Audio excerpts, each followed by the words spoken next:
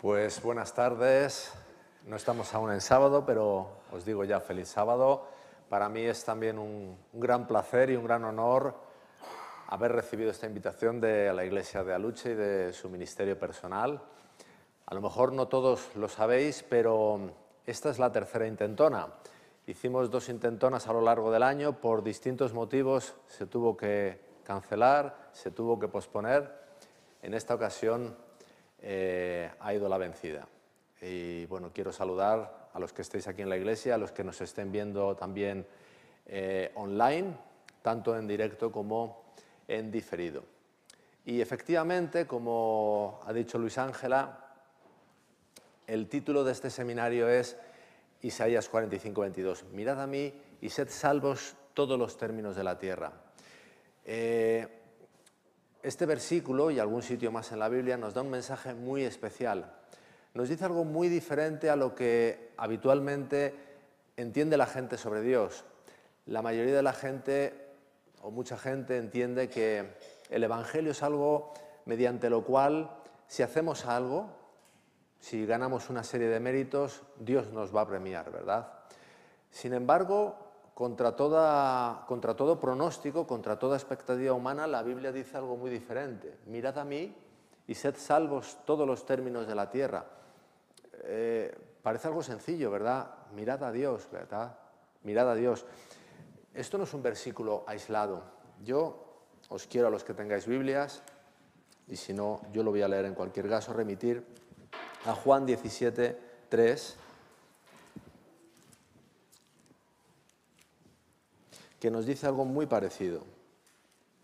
Ahí en esa oración que hizo Jesucristo, poco antes de su hora final, en Juan 17:3 él dice: y esta es la vida eterna, que te conozcan a ti, el único Dios verdadero, y a Jesucristo a quien tú has enviado. De nuevo, fijaos, la vida eterna consiste en que conozcamos a Dios, y ahí dice: y a Jesucristo a quien tú has enviado. Que le conozcamos o que le veamos o que le miremos, como dice Isaías 45:22, evidentemente por la fe. Al parecer, cuando contemplamos a Dios, cuando lo vemos tal cual es, tal según nos es revelado en la palabra, una transformación muy poderosa ha de acontecer en nosotros. Así que el propósito que yo tenía para este seminario, y espero que todos me acompañéis, es que después de terminar este seminario, mañana, dentro de unas 23, 22 horas, cuando estemos acabando la tercera sesión, conozcamos un poquito más del Señor y estemos un poquito más cerca de Él. Así que esta va a ser la tónica general de estas 3 charlas, estas 3 ponencias que vamos a tener en este sábado, porque las 3 prácticamente van a ser el sábado está a punto de comenzar. Para la de hoy vamos a comenzar al final de la Biblia. La de hoy se titula, como ya sabéis, Jesús, el Hijo de David. Y fijaos que prácticamente donde cierra la Biblia, en uno de sus últimos versículos, en Apocalipsis 22:16, dice esto: yo Jesús, está hablando Jesús, yo Jesús he enviado a mi ángel para daros testimonio de estas cosas para las iglesias. Y ahora dice: yo soy la raíz y el linaje de David, la estrella resplandeciente de la mañana. Fijaos que algo muy importante debe haber aquí en esto que comenta el propio Jesús, cuando esta es prácticamente su despedida final en la Biblia. La Biblia termina 6 versículos más adelante y él dice en concreto: yo soy la raíz y el linaje de David. ¿Por qué dice eso Jesucristo? Bueno, si vais al árbol genealógico de Jesús, allí la genealogía inversa que encontramos en Lucas 3, veréis que él empieza, el evangelista empieza a decir la genealogía de Jesús inversa, dice Jesús, hijo de José, hijo de tal, y al final acaba diciendo hijo de Enós, hijo de Set, hijo de Adán, hijo de Dios. Y ese Dios es Jesús también. Es decir, Jesús aparece al final de la genealogía y también al principio. Por eso dice la raíz, el que está al principio, y también el linaje de David. Pero fijaos que esto realmente, si este fuese el argumento, si esta fuese la razón, lo podría haber expresado Jesús utilizando la raíz y el linaje de Abraham, o la raíz y el linaje de Manasés, o cualquiera de los muchos que están ahí en esa genealogía.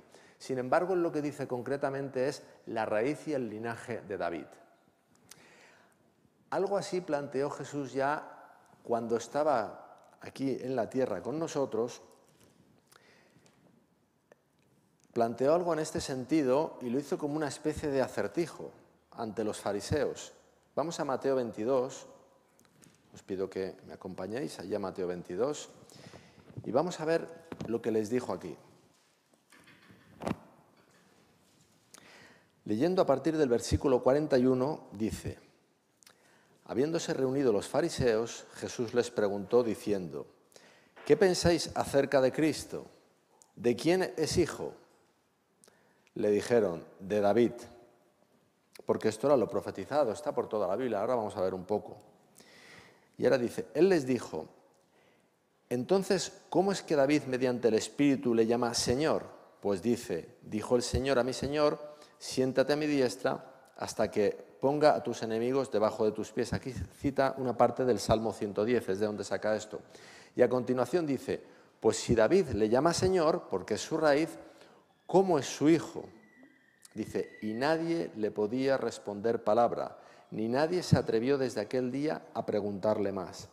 Fijaros, no sabían qué responderle. Realmente aquí está el misterio de la encarnación. El que es la raíz acaba siendo el linaje también, el hijo de David. Por eso nos dice la Biblia, por ejemplo, en Romanos 1:3, que Jesucristo era del linaje de David según la carne.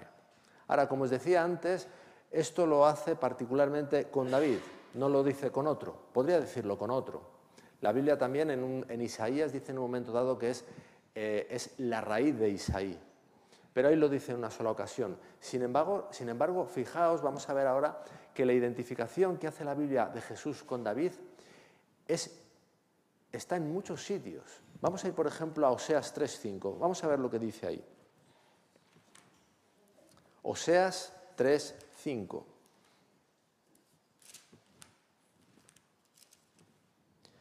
En Oseas 3:5 dice lo siguiente: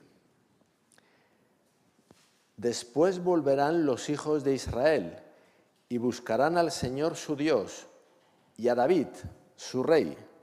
Dice, temblando acudirán al Señor y a su bondad en los días postreros. Ahora, en los días postreros, David va a seguir muerto, ¿verdad?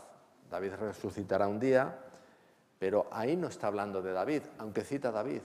Es evidente que a su rey, a quien se tornarán, es a Jesucristo. Sin embargo, fijaos que para hablar de Jesucristo, el Antiguo Testamento, los profetas, de quien hablan es de David. Identifican a Jesucristo con David, un poco en la línea de lo que hemos visto en Apocalipsis 22:16 y en Mateo 22, ¿verdad? Pero vamos a ver que no es un caso aislado. Vamos a ver otro ejemplo. Vamos a ir a Ezequiel. Hay muchos más que los voy a citar. Yo voy a citar dos más. Los dos siguientes que voy a citar están en Ezequiel, pero hay muchos más y seguro que vosotros los recordáis o los conocéis. Ezequiel 37, el 24 y el 25 dice, mi siervo David será rey sobre ellos. Fijaos que está hablando en futuro, en tiempos de Ezequiel, cuando David ya había muerto. David es anterior a Ezequiel. Mi siervo David será rey sobre ellos. Y habrá un solo pastor para todos ellos. Andarán según mis decretos, guardarán mis estatutos y los pondrán por obra. Habitarán en la tierra que di a mi siervo, a Jacob, en la cual habitaron vuestros padres.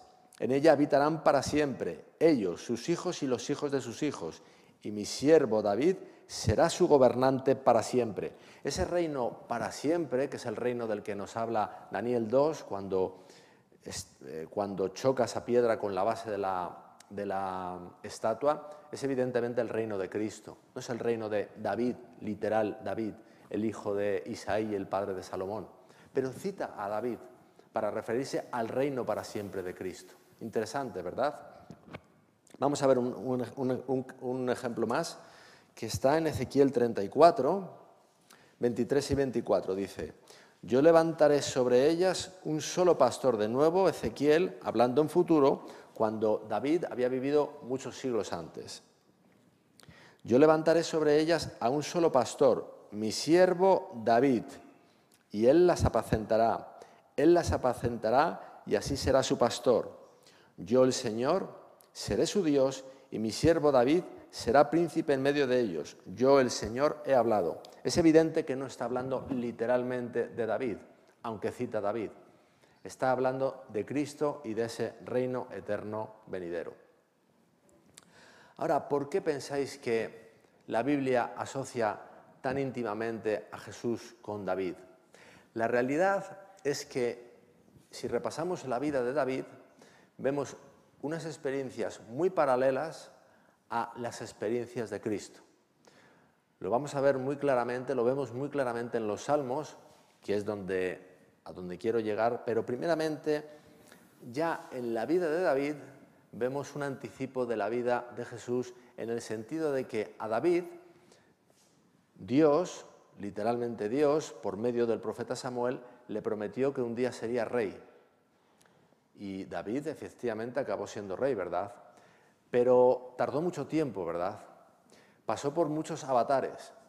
Y la realidad es que los avatares fueron tan complicados, cuando uno lee la historia, que parece que la cosa se estaba torciendo dramáticamente y que la cosa no iba por donde Dios le había profetizado que iría.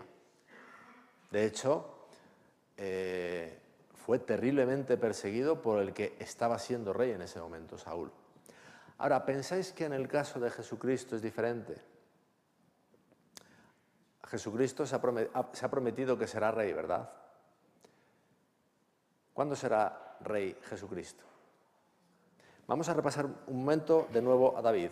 David es ungido rey cuando aparece en la Biblia. En 1 Samuel, justo antes del episodio con Goliat, ¿recordáis? Le visita a Samuel, repasa a sus hijos y le unge como rey. Y el reino lo recibe muchos años después. Vamos a ver cuándo es ungido Jesucristo. Acompañadme a Lucas 4. En Lucas 4, justo después de su bautismo y de las tentaciones en el desierto, Jesucristo va un sábado al templo y dice esto en Lucas 4, versículo 18. Él aquí está parafraseando Isaías 61. Es una profecía de lo que pasaría este día. Y él aquí dice literalmente: el Espíritu del Señor está sobre mí, porque me ha ungido para anunciar buenas nuevas a los pobres. Me ha enviado para proclamar libertad a los cautivos y vista a los ciegos, para poner en libertad a los oprimidos y para proclamar el año agradable del Señor. Jesucristo fue ungido ahí en su bautismo y ahí empieza su ministerio. Pero ¿cuándo recibirá Jesucristo el reino? ¿Cuándo lo recibirá? ¿Tenéis idea? Pues muy al final de los tiempos. Os pido que me acompañéis también a Apocalipsis.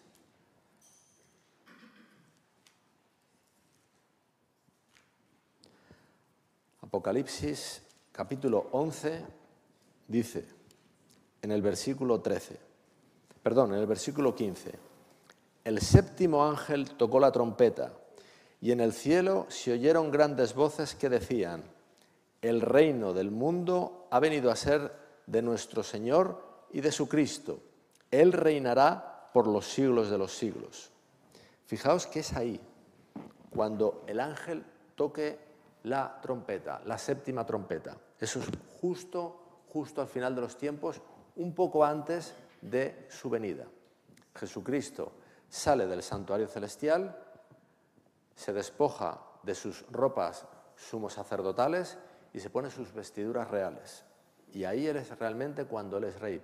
Pero fijaos que desde el tiempo de su ungimiento hasta ahí pasan 2000 años, ¿verdad? Un poquito más parece que va a ser, un poquito más. También mucho tiempo, ¿verdad? Como en el caso de David.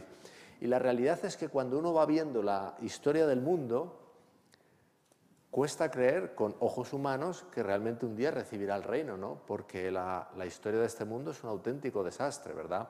Y no parece que Él vaya a reinar un día, ¿no? De hecho, cuando estamos ahora y creemos que queda poco tiempo, el rumbo que lleva este mundo no parece que sea ahí el reino de Cristo, ¿no? Más bien es el principado, porque la Biblia nunca llama nunca le llama al diablo rey de este mundo, le llama el príncipe de este mundo, pero realmente cuesta creer que pueda acoger el reino de este mundo Jesucristo, ¿no? Los acontecimientos de este mundo, el caos de este mundo, parece que va por otros derroteros, ¿verdad? Fijaos que como en el caso de David, contra toda expectativa, Jesucristo va a recibir el reino. Lo que vamos viendo apunta en sentido contrario, como pasaba con David. Aquí tenemos un gran paralelismo entre David y Jesucristo. Fijaos que además ambos son aclamados como rey justo después de su ungimiento. Jesucristo es aclamado como rey 7 días antes de su crucifixión. Cuando entra en Jerusalén, ¿recordáis? Le aclaman como rey. En el caso de David también pasó algo parecido. Después de la derrota de Goliat, le aclamaban como rey y ahí Saúl empezó a sentir celos. Ahora, el reino de Cristo, el reino ese de Jesús que comenzará cuando el séptimo ángel toque la séptima trompeta, no es como los reinos de este mundo, no es como el reino mismamente de David.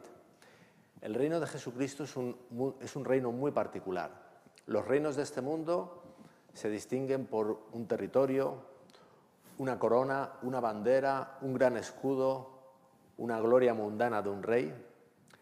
El reino de Cristo es de otra naturaleza. Él donde va a reinar es en nuestros corazones. Ese es su territorio. Mientras que el territorio de un rey, por ejemplo el rey de España, su territorio es pues aquí donde estamos y todo el territorio nacional. El territorio del reino de Cristo va a ser corazones, mentes humanas, donde Él reine, donde Él esté allí soberano.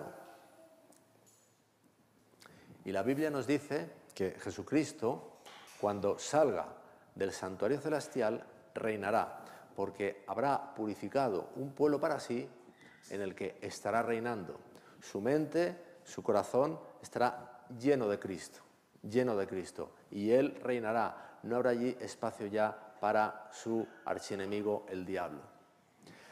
Ahora fijaos que cuando leemos la historia de David, y pensemos ya en este paralelo con el reino que se demora en venir de Cristo, David se desanima muchas veces, ¿verdad? Y la verdad es que no le faltaban razones, ¿verdad? Porque no parecía que su curso fuera el de alguien que fuera un día a ser rey, ¿no? Tenía que estar huyendo, se tuvo que aliar con una cuadrilla de ladrones, se escondía por cuevas. Eso no parece el rumbo de un rey, ¿verdad? Pues voy a leer algo que dice Ellen White sobre esa experiencia de David, y lo encontramos en Patriarcas y Profetas en la página 659. Dice así: la conclusión de David de que Saúl ciertamente alcanzaría su propósito homicida, es decir, la conclusión de que llegó David de que Saúl un día efectivamente lo mataría, dice, se formó sin el consejo de Dios. Es decir, él veía las apariencias, él veía lo que le estaba pasando y él decía, evidentemente este hombre con todo su poder me va a matar y yo no seré rey. Pero fijaos lo que dice, se formó sin el consejo de Dios. Eran sus sentimientos, eran las apariencias, eran las evidencias, lo que ven los ojos humanos, lo que le llevó a David a pensar eso. No era el consejo de Dios el que le llevó ese pensamiento. Sigue diciendo, aun cuando Saúl estaba maquinando y procurando su destrucción, el Señor trabajaba para asegurarle el reino a David. Fijaos, en todo eso, Dios estaba trabajando para asegurarle el reino a David. Es interesante, ¿verdad? Si cuando lo lee uno parece que todo iba en sentido contrario. Y recordemos que aquí es un paralelismo con el reino de Cristo que se demora en venir. Todo parece apuntar en sentido contrario. Sin embargo, Dios nos dice que Él está actuando para que realmente Jesús tome el reino y en aquel tiempo David tomará el reino. Sigue diciendo, el Señor lleva a cabo sus planes, aunque muchas veces para los ojos humanos parezcan velados por el misterio. Los hombres no pueden comprender las maneras de proceder de Dios. Y aquí esto lo podríamos decir también en primera persona, ¿verdad? no entendemos muy bien los procederes de Dios, los tenemos que creer por la fe. Pero cuando vemos el mundo, no parece que esté apuntando a eso, ¿no? No parece que sea Jesucristo el que va a tomar el rumbo de este mundo. Los hombres no pueden comprender las maneras de proceder de Dios y mirando las apariencias interpretan las dificultades, las pruebas y las aflicciones que Dios permite que les sobrevengan como cosas que van encaminadas contra ellos y que solo les causarán la ruina. Así miró David las apariencias y pasó por altos las promesas de Dios. Dudó de que jamás llegara a ocupar el trono. Las largas pruebas habían debilitado su fe y agotado su paciencia. La realidad es que Cristo también dudó. Y lo vamos a ver mañana por la tarde, en la tercera de las presentaciones de este seminario. Pero su fe nunca fue vencida. Él dudó, pero él, como veremos mañana, por la fe venció. Pero lo que es cierto es que las apariencias parecen apuntar en sentido contrario. De hecho, lamentablemente, la mayoría del mundo cristiano piensa que Jesucristo nunca recibirá el reino. Porque, como os decía antes, el reino de Jesucristo es de una particularidad especial. Es un reino que es sobre las mentes, sobre los corazones, y es en este mundo. Es cuando el ángel toque la séptima trompeta, cuando Cristo salga del santuario celestial. Fijaos que claramente es en este mundo, porque mismamente en el Padre Nuestro lo podemos ver muy sencillamente. En Mateo 6:10 dice: venga a nosotros tu reino. Y a continuación explica qué es que venga a nosotros tu reino. Hágase como en el cielo, tu voluntad en la tierra. Es en la tierra. Es aquí donde va a empezar el reino de Cristo. No es cuando vayamos al cielo. Las dudas, como pasó con David, como pasó también con Cristo, se han extendido en el mundo cristiano y realmente han vencido la fe de la mayoría del mundo cristiano. E incluso las dudas también se han extendido por nuestra iglesia, ¿verdad? Y muchas veces se piensa que Cristo nunca recibirá el reino en esta tierra, pero la Biblia nos dice que sí. A pesar de que las apariencias, no solo las del mundo, sino las nuestras propias, cuando nos vemos y cuando vemos que realmente en nuestra mente aún no reina Cristo, Cristo ha prometido que Él hará la obra. Voy a leer un versículo que, en este sentido, creo que es muy interesante. Está en Efesios 4.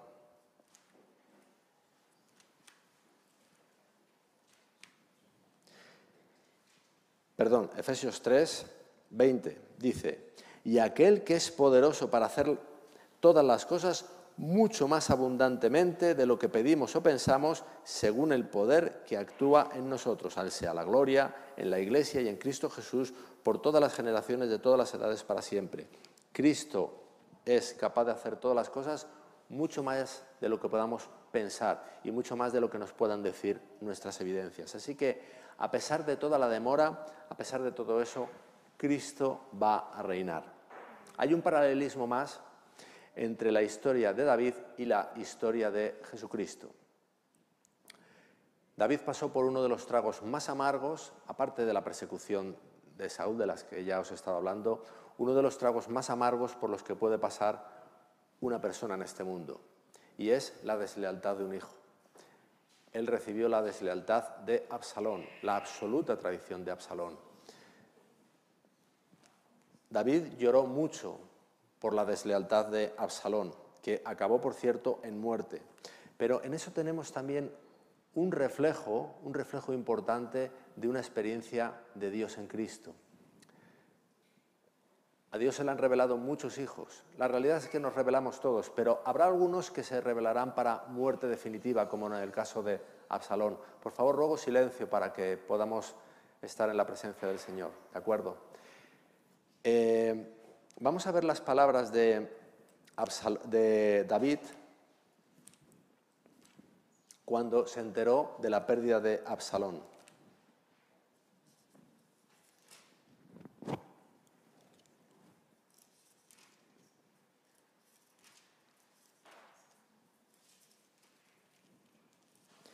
Fijaos, en 2 de Samuel 18:33 dice: el rey se estremeció, subió a la sala que estaba encima de la puerta y lloró.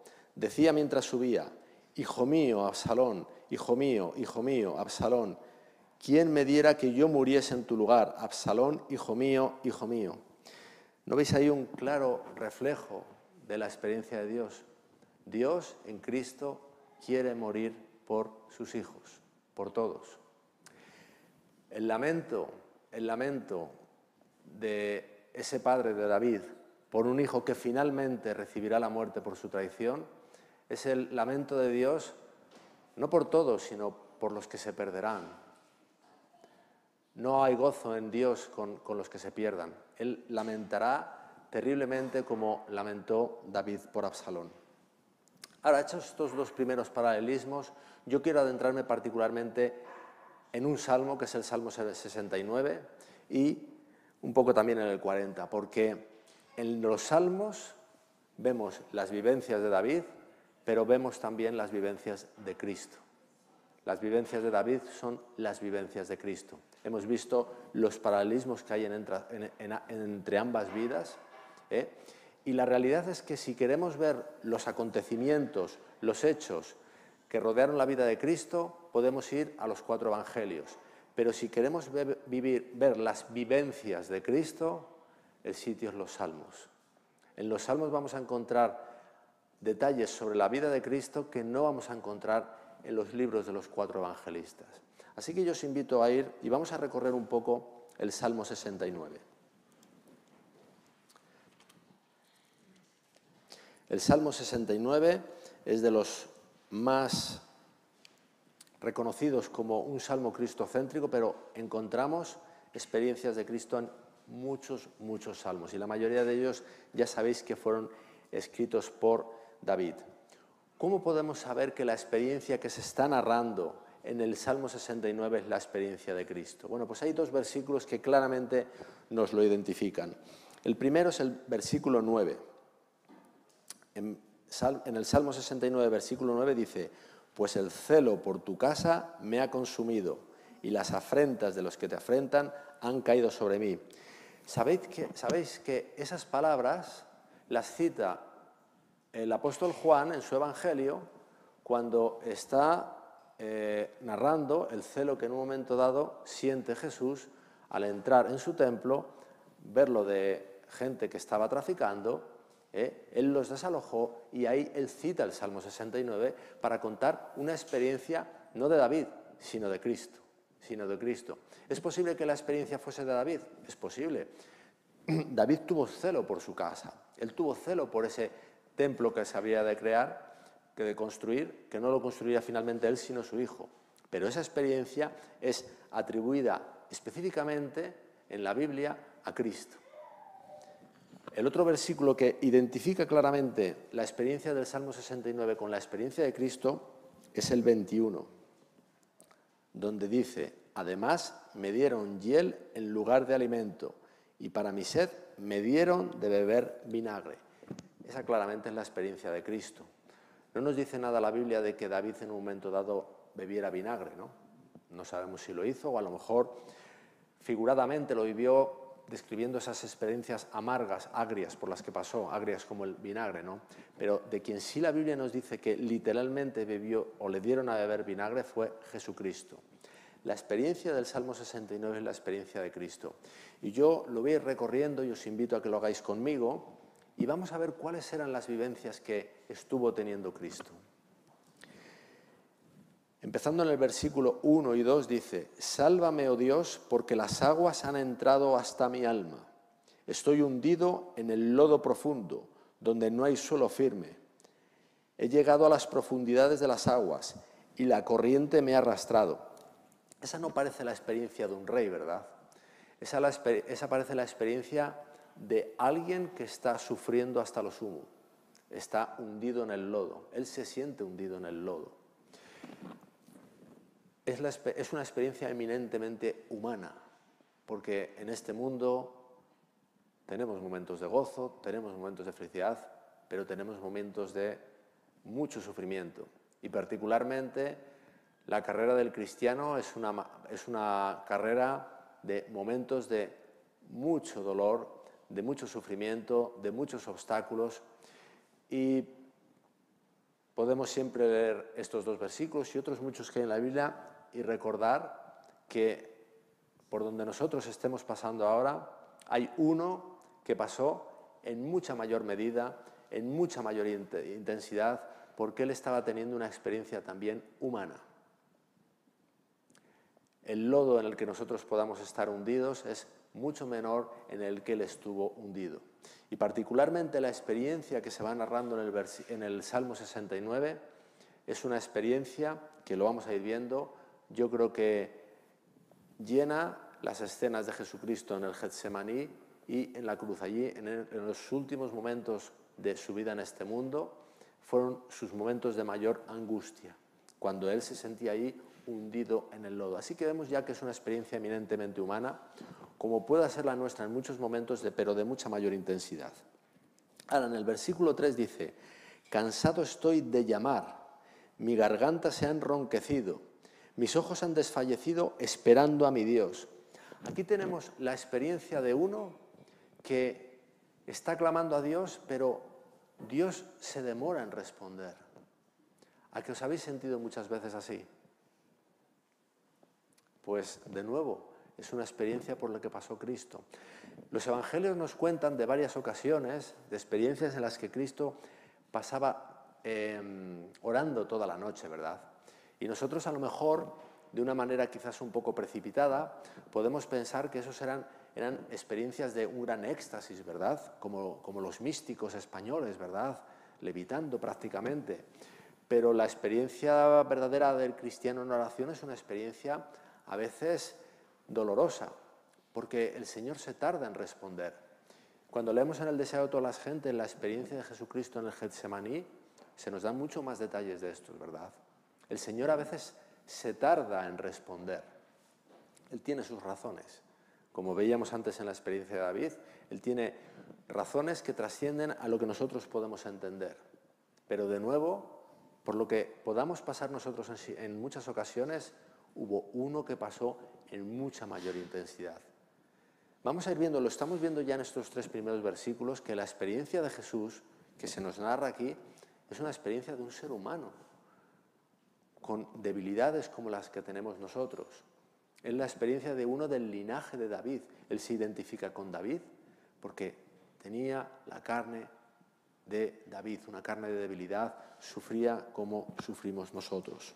En el versículo 4 dice: los que me aborrecen sin causa se han aumentado, son más que los cabellos de mi cabeza. Se han fortalecido mis enemigos que me destruyen sin razón. He tenido que devolver lo que no había robado. De nuevo, ¿verdad? ¿Cuántas veces nosotros en nuestra carrera cristiana nos podemos sentir afrentados por todo el mundo? Parece que todo el mundo se nos ha vuelto en contra. Y sabemos que la experiencia final del remanente de Dios va a ser particularmente así. Vamos a ser lo más detestado sobre la faz de la tierra. Pero de nuevo, hay uno que lo recibió esto en mucha mayor medida. Porque fijaos, aquí no se está hablando solo de los últimos momentos de Cristo cuando estaba siendo juzgado y crucificado, donde toda esa muchedumbre estaba evidentemente todos en contra de él, sus propios discípulos lo habían abandonado.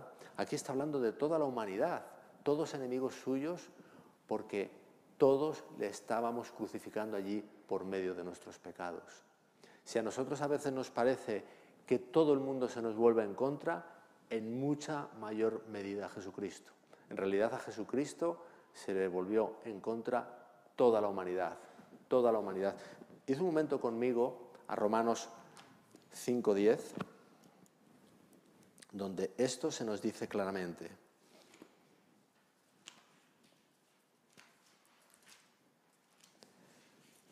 En Romanos 5:10 dice: porque si cuando éramos enemigos fuimos reconciliados con Dios por la muerte de su Hijo, cuanto más ya reconciliados seremos salvos por su vida. Fijaros, nos llama enemigos. En el 5:8 dice: pero Dios demuestra su amor para con nosotros en que siendo aún pecadores, Cristo murió por nosotros. Lo que en el 5:8 nos denomina como pecadores, en el 5:10 nos denomina como enemigos, porque nuestros pecados le han crucificado. le han crucificado. Esto es algo que atenta contra el orgullo del cristiano, ¿verdad? ¿Y cómo voy a ser yo enemigo de Cristo? Sí, hijo mío, sí. Somos enemigos de Cristo cuando nuestros pecados le han llevado a la cruz y precisamente Él muere por nosotros para sacarnos de esa condición. Volvemos al Salmo 69.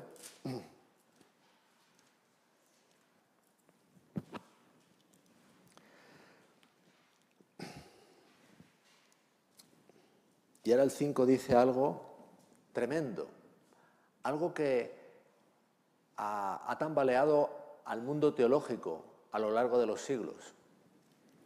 Dice: oh Dios, tú conoces mi insensatez, mis pecados no te son ocultos. Entonces los teólogos lo que han dicho, bueno, todo el Salmo 69 aplica a Cristo, salvo el 5. Eso no puede ser porque Cristo no pecó. Cristo no pecó. Sí, Cristo no pecó, pero Cristo cargaba con nuestros pecados. Y no los cargaba legalmente, solo como también la mayoría del mundo cristiano ha llegado a considerar. Los vivió, los padeció y fue angustiado y afligido en el Getsemaní como propios, como propios. Hay una tendencia a simplificar el Evangelio a todo algo estrictamente legal.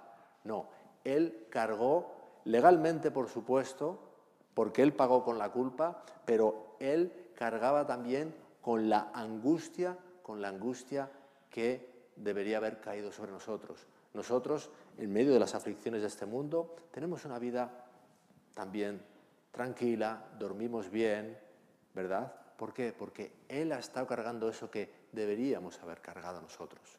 Y aquí voy a pasar un momento al Salmo 40, que os dije que también íbamos a ver, brevemente. En el Salmo 40, si leemos los versículos 6, 7 y 8, dice: el sacrificio y la ofrenda no te agradan. Tú has abierto mis oídos, holocaustos y sacrificios por el pecado no has pedido. Entonces dije: he aquí yo vengo, en el rollo del pergamino está escrito acerca de mí.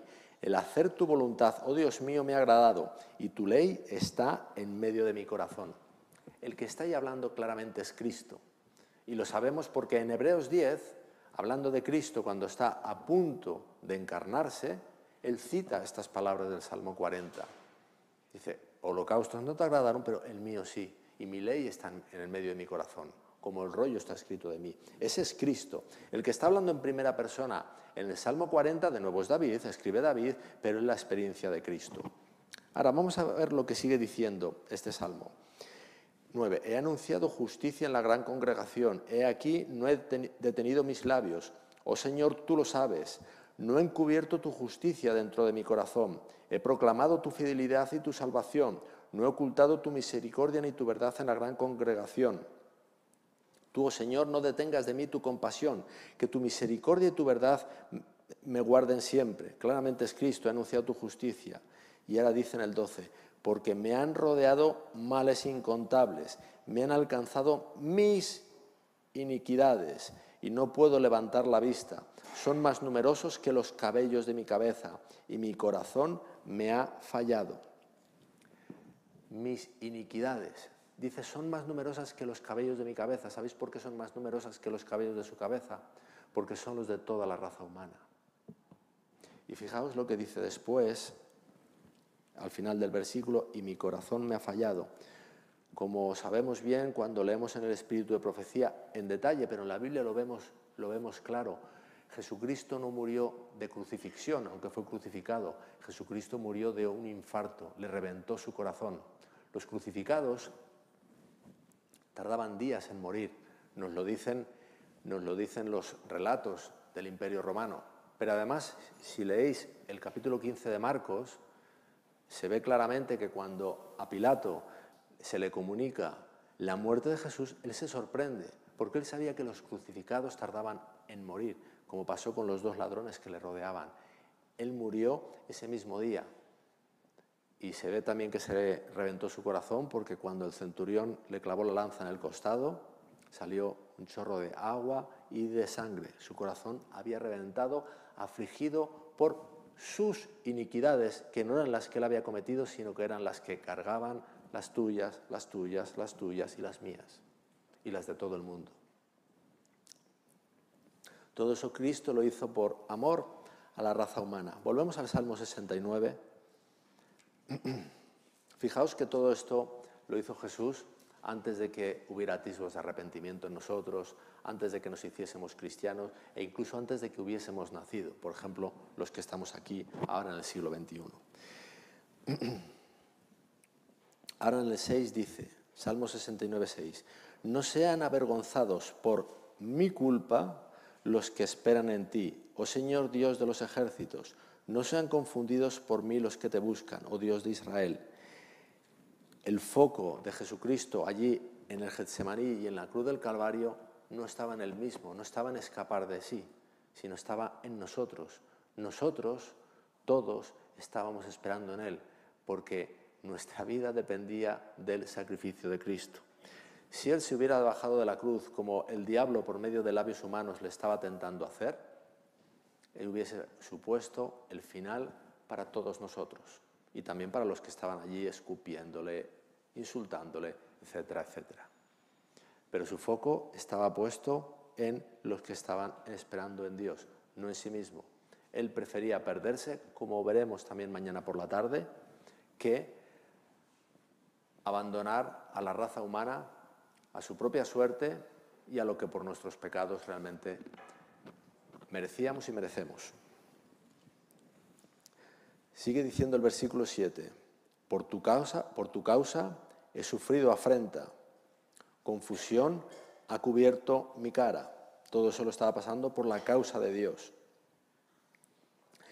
He venido a ser extraño a mis hermanos y extranjero para los hijos de mi madre. Aquí se cuenta otra experiencia por la que pasó Cristo y que también es una experiencia humana bien dolorosa, que es sufrir el desafecto de los de tu propia casa. Es una de las experiencias más duras que puede pasar un ser humano. Por ejemplo, las de los propios hermanos de sangre. La Biblia está llena de historias de crímenes y persecuciones fratricidas, ¿verdad? Esaú, Jacob y alguna más, ¿verdad? Pues Jesucristo también sufrió el desprecio de sus propios hermanos. También una experiencia bien humana, por donde podamos estar pasando nosotros o hayamos pasado, Él pasó antes. Dice el versículo 9, pues el celo por tu casa me ha consumido y este lo leímos antes ya, y dice, y las afrentas de los que te afrentan han caído sobre mí. Los que atentan contra Dios, todas las afrentas estaban cayendo sobre él. Me afligí a mí mismo con ayuno. También esto me ha servido de afrenta. Fijaos, el ayuno es algo que hacemos y es donde intentamos sacrificar los apetitos de la carne. No solo el apetito de comer, de ingerir alimento, sino en general, ¿verdad? Jesucristo también tenía una carne con reclamos como la nuestra. Esto es lo que nos dice claramente la Biblia. Su experiencia era eminentemente humana. Y él tenía también que acallar, por medio del poder del Padre, los reclamos de una carne que demanda lo que no demanda Dios. Además me puse cilicio como vestido y llegué a servirles de refrán. De nuevo, el atentado contra la carne, dice. Hablaban contra mí los que se sentaban en el tribunal y los borrachos cantaban canciones contra mí. Jesucristo efectivamente se tuvo que enfrentar a un tribunal tan poderoso como el tribunal, primero al del Sanedrín y luego al tribunal civil romano, ¿verdad? Nosotros vamos a pasar por eso. Bueno, también sabemos que Él pasó ya por ahí. Él tuvo que pasar por todo eso para que nosotros podamos ser socorridos ahora por nuestro sumo sacerdote, porque Él pasó por ahí, Él fue victorioso ahí, Él es el único que nos puede dar fuerzas en eso, y para poder darnos fuerzas, para poder darnos poder, Él tenía que haber pasado primero por la experiencia y haber vencido. Versículo 13. Sin embargo, oh Señor, yo dirigía a ti mi oración. Fijaos que dice, sin embargo, a pesar de todo esto, él se amparaba en su Padre. Oh Señor, yo dirigía a ti mi oración. En el tiempo de tu buena voluntad, oh Dios, respóndeme por tu gran bondad, por la verdad de tu salvación. Este versículo es impresionante. Hay un primer detalle que, fijaos, hemos visto que este relato está centrado en el Getsemaní y en la cruz, tiempos de mucha angustia para Cristo. Y fijaos lo que dice: sin embargo, Señor, yo dirigí a ti mi oración en el tiempo de tu buena voluntad. Ese sufrimiento por el que estaba pasando Cristo, Él lo llama tu buena voluntad. Recordad lo que Él oró en el Getsemaní: no se haga mi voluntad, sino la tuya. Él reconoce que aunque la voluntad del Padre de que Él pasara por ahí era tan dolorosa como estaba siendo, era la voluntad correcta. Era su buena voluntad, la buena voluntad de Dios. Y Él dice: hágase. Lo mismo que dijo en el Getsemaní. Aquí podemos encontrar un claro reflejo de las palabras de Cristo en la oración del Getsemaní. Ahora, al final del versículo dice: oh Dios, respóndeme por tu gran bondad. Fijaos, a pesar de todo lo que le estaba pasando, a pesar de todas las evidencias en su contra, ¿a qué apela Jesucristo? En la bondad de Dios. Ese es el triunfo del cristiano. A pesar de que todas las circunstancias, según lo que nos dice nuestra lógica humana y nuestros ojos humanos, estén apuntando en nuestra contra, Él sabe que hay uno que le ama y que es bueno. Y se fundamenta en su bondad. Ese fue el triunfo de la fe de Jesucristo en la cruz. Él primero sentía que su padre le había desamparado, como se dice en el Salmo 22, Señor, Señor, ¿por qué me has desamparado? Pero finalmente nos dice Ellen White en el Deseo de todas las gentes que por la fe Cristo venció. Él apeló a la bondad de Dios. Él recordaba todo su registro, toda su vivencia. Él recordaba: no, a pesar de lo que me esté pasando, yo tengo la experiencia. Mi padre me ama, mi padre es bueno. Mi padre no me ha abandonado a pesar de que todas las circunstancias apunten en sentido contrario. Sería muy bueno que también nosotros tengamos nuestro registro de nuestras vivencias con Dios, para que en los momentos de angustia recordemos que, a pesar de lo que puedan decir las apariencias, las circunstancias, sabemos que Dios nos ama. Y dice: oh Dios, respóndeme por tu gran bondad, por la verdad de tu salvación. Fijaos que de nuevo ahí otro triunfo de la fe. Dice la verdad de tu salvación. No habla de la hipótesis de tu salvación o de la quimera de tu salvación, es la verdad de tu salvación. Para él no había dudas de que Dios iba a llevar a buen puerto, Dios Padre, lo que estaba pasando ahí. Ese es el triunfo de la fe de Jesucristo y nosotros somos llamados a vencer como Cristo venció. En los versículos 14 y 15 son paralelos con el 1 y el 2, porque vuelve a hablar del sufrimiento por el que estaba pasando. Sácame del lodo, no sea yo sumergido, sea yo librado de los que me aborrecen y de las profundidades de las aguas. No me arrastre la corriente de las aguas, no me trague el abismo, ni la fosa cierre su boca sobre mí. Y de nuevo apela a su Padre en esas circunstancias tan adversas. Escúchame, oh Señor, porque buena es tu misericordia. Mírame conforme a tu inmensa compasión. De nuevo, en esas circunstancias, en estar sumergido en lo más hondo del lodo, él apela a la misericordia de Dios y a la compasión de Dios. Él sabe que su Padre no le ha abandonado, a pesar de que está siendo tentado en el sentido contrario. De nuevo, esta es la experiencia que tiene que ser nuestra. Este salmo es para nosotros, para que recordemos que pasemos por lo que estemos pasando, uno ya pasó por eso en mucha mayor intensidad y venció. Uno con nuestra carne, uno también con una experiencia evidentemente humana. Aquí en los Salmos vemos que todo lo que estaba pasando en la cruz y en el Getsemaní no era un teatro, era realidad. Él estaba sufriendo. Cuando estaba diciendo en la cruz: Señor, Señor, ¿por qué me has desamparado?, él no estaba recitando el Salmo 22. El Salmo 22 profetizó el sufrimiento y la agonía de Cristo en la cruz. Era una experiencia real. Era una experiencia real. Sigue diciendo el 17. No escondas tu rostro de tu siervo, porque estoy angustiado. Apresúrate a escucharme. Esa fue la angustia de Cristo en la cruz y en el Getsemaní. Su victoria ha de ser nuestra victoria en el tiempo de angustia. Acércate a mi alma y redímela. Líbrame a causa de mis enemigos. Y ahora dice en el 19, tú conoces mi afrenta, mi confusión y mi oprobio. Delante de ti están todos mis enemigos. Fijaos, él está diciéndole a su padre que él conoce por lo que está pasando. Tendemos a pensar que los sufrimientos solo recayeron en Dios el Hijo, pero aquí dice que el Padre estaba sufriendo con él. Y los que tenéis hijos, yo no he tenido la ocasión de tener hijos en mi vida, pero los que tenéis hijos, creo que sabéis que cuando vuestro hijo sufre, vosotros sufrís tanto o más como él.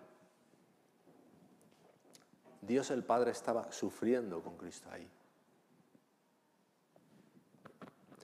Y si estaba sufriendo con él, era por todos nosotros. Dios el Padre no es alguien alejado de nosotros. El Hijo es acercado, el Padre no. Dios el Padre estaba sufriendo con el Hijo. Dice el 20, la afrenta ha quebrantado mi corazón, lo mismo que leíamos en el Salmo 40 y lo mismo que hemos comentado ya. Todo esto fue lo que reventó su corazón. La afrenta ha quebrantado mi corazón y estoy acongojado. Esperé que alguien se complaciera de mí y no hubo quien. Busqué consoladores y no hallé ninguno. Cristo no tuvo en quien apoyarse. Sus propios discípulos, no solo Pedro, le dejaron en la estacada, le dejaron tirado. De nuevo, como os decía antes, posiblemente habéis vivido ya situaciones, y si no las vamos a vivir, en el tiempo de angustia y en el tiempo de dolores, donde veis que no encontráis apoyo humano. Pues por esto también pasó Jesucristo. Esperé que alguien se compadeciera de mí y no hubo quien. Busqué consoladores y no hallé ninguno. La realidad es que si Dios permite que pasemos por esas circunstancias es porque quiere llevarnos al mismo punto que Jesucristo, a que entendamos en que nuestro verdadero apoyo es Dios. Es Dios. La tendencia del ser humano es a apoyarse en carne y sangre, ¿verdad? Pero la carne y sangre es tan frágil, es tan imperfecta como la nuestra. A veces Dios nos puede dar consolación por medio de seres humanos, pero a veces no. Pero en Él, cuando acudimos a Él directamente, lo vamos a tener. Lo vamos a tener. Cristo pasó por la experiencia por la que, hermanos, podéis haber pasado a veces, de que sentís que no tenéis apoyo humano de alguien. No encontráis un hombro sobre el que recostaros, pues tenéis el de nuestro Señor Jesucristo.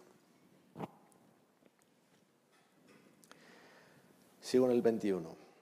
Además me dieron hiel en lugar de alimento, y para mi sed me dieron de beber vinagre. Este ya lo leímos. Y ahora dice el 22. Séales una trampa la mesa que tienen delante, lo que es para bien séales tropiezo. Oscurézcanse sus ojos para no ver, y haz que siempre tambaleen sus lomos. Derrama tu ira sobre ellos, y el furor de tu enojo los alcance. Aquí se está hablando de la ira de Dios, de lo que finalmente recibirán los que han rechazado a Cristo. Pero ahora se dice precisamente cuál es la razón. Derrama tu ira sobre ellos y el furor de tu enojo los alcance. Quede desolada su casa y en sus tiendas no haya morador. Y ahora dice el 26, porque persiguieron a quien tú heriste y comentan el dolor de los que tú llagaste. Fijaos, la ira de Dios recaerá sobre los que finalmente rechacen a Cristo. Eso es lo que dice la primera parte del versículo 26. Dice, porque persiguieron a quien tú heriste. Pero la segunda dice, y comentan el dolor de los que tú llagaste. Aquí ya hablan plural, porque la misma persecución que cayó sobre Cristo recaerá en Cristo por segunda vez, pero en su pueblo, al final de los tiempos. Y sobre ellos recaerá la ira de Dios. Es lo que nos dice aquí. Y en el 27 sigue hablando de esa ira. Añade maldad sobre su maldad y no entren en tu justicia. Sean borrados del libro de los vivientes y no sean contados con los justos. Yo estoy afligido y dolorido. Tu liberación, oh Dios, me ponga en alto. Fijaos, aquí, yo estoy afligido y dolorido. Tu liberación, oh Dios, me ponga en alto. Esto recuerda lo que dice Juan 12:30, ¿verdad? Yo cuando fuere levantado, a todos atraeré a mí mismo. Porque a continuación, después de decir, tu liberación, oh Dios, me ponga en alto, dice, alabaré con cánticos el nombre de Dios, lo exaltaré con acciones de gracias. Cristo, como lo sabía en Juan 12:30 y seguía sabiendo que todo eso por lo que estaba pasando, serviría para atraernos a Él.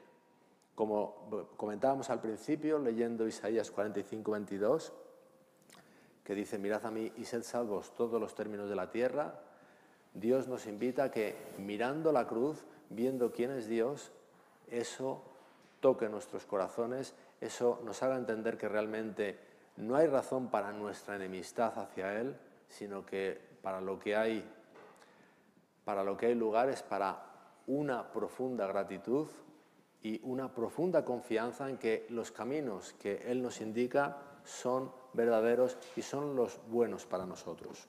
No hay lugar para la desconfianza mirando a la cruz del Calvario. Quien tanto hizo por nosotros no nos puede estar engañando después. Yo estoy afligido y dolorido, tu liberación, oh Dios, me ponga en alto, alabaré con cánticos el nombre de Dios, lo exaltaré con acciones de gracias. Esto agradará al Señor más que sacrificios de toros o de novillos que echan cuernos y pezuñas. Los sacrificios del templo no tenían valor, tenían simplemente una misión pedagógica para hablar del verdadero sacrificio, para apuntar al verdadero sacrificio, que en ese sí que hay poder. En ese sí que hay poder. Cuando fuese levantado, atraería a todos a sí mismo. Lo ven los humildes y se alegran. Buscad a Dios y vivirá vuestro corazón. Bueno, ahí prácticamente termina el Salmo 69 y ahí prácticamente termino yo. Diré una última cosa. Hemos visto el paralelismo que hay entre la experiencia de Jesús y la experiencia de David. Lo hemos visto aquí en el Salmo 69, en otros muchos salmos, lo hemos visto en esa demora en recibir el reino que tiene Cristo, que tiene su imagen, su anticipo, en esa demora en la que tiene David de recibir el reino. Ahora bien, de David, cuando leemos su historia, especialmente cuando llegamos allá a los acontecimientos alrededor de Betsabé y de Urías, ¿verdad? Eso es como una sombra gigantesca en la experiencia de David, ¿no? Y a veces decimos, pero ¿cómo David pudo hacer eso? Dice, ¿cómo puede ser que alguien del que la Biblia dice que tiene un corazón conforme al de Dios pueda hacer eso, ¿no? La realidad es que esa experiencia de David es la nuestra, porque con Betsabé cometió un pecado, ¿verdad? El del adulterio. Y con Urías, su marido, otro, el del homicidio, ¿verdad? Precisamente de esos dos pecados son de los que Jesucristo, en el Sermón del Monte, nos dice que cuando lo hemos cometido en nuestra mente, los hemos cometido a todos los efectos. En el Sermón del Monte nos dijo que cuando codiciamos a una mujer que no es la nuestra en nuestro corazón, hemos adulterado con ella, y nos dice que cuando maldecimos, cuando a alguien le llamamos necio en nuestro corazón, realmente hemos cometido homicidio sobre él. Así que cuando vemos en el Sermón del Monte estas cosas con respecto a estos dos mandamientos, vemos que la experiencia de David no está tan lejana a la nuestra, ¿verdad? Seguramente el pecado de David con Betsabé y con Urías no está tan lejos de nuestra experiencia a la luz de esto que Jesucristo nos ha dicho en el Sermón del Monte. Y digo esto porque realmente si la experiencia de Jesucristo es una experiencia que es cercana, es próxima a la de David, lo que es cercana a la nuestra. La experiencia de Jesucristo es una experiencia eminentemente humana, como hemos visto en el Salmo 69. Él sufría como sufría cualquiera de nosotros y en mucha mayor intensidad. Su fe era atacada como lo es la nuestra. Él realmente era del linaje de David según la carne. Y en eso está el fundamento de nuestra esperanza. Él vino a salvar a unos y se hizo de la semejanza de aquellos a los que venía a salvar. Pues por hoy hemos concluido. Perdonad por mi demora, como la del reino de David y de Jesús. Mañana continuaremos repasando estas vivencias de nuestro Señor Jesucristo. Que Dios os bendiga y que tengáis un bendecido reposo también físico esta noche.